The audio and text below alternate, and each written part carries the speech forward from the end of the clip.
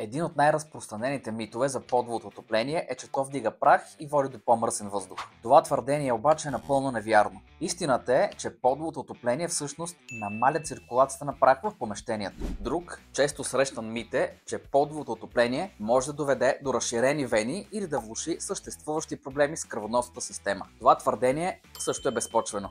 За разлика от електрическото подово отопление, водното подово отопление постига средна температура на повърхността на пода около 25-28 градуса, което не може да причини здравословни проблеми. Именно обратното. Намалява вероятността от изстиване и активиране на респираторни заболявания. Смята се, че подовото отопление затопля много бавно и не може да осигури топлинен комфорт.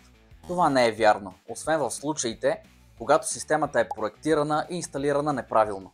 Страхът от наводнение при подовото отопление, особено при водните системи, е друг мит, който често се чува. Ако системата е инсталирана професионално, с сертифицирани материали, рискът от течове е минимален, а гаранцията е от 10 до 50 години. В допълнение, циркулацията на водата е в затворена система с ограничен обем вода. Така че, дори да се случи теч, той е малък и ограничен. Заяви своята безплатна консултация на generics-gas.com.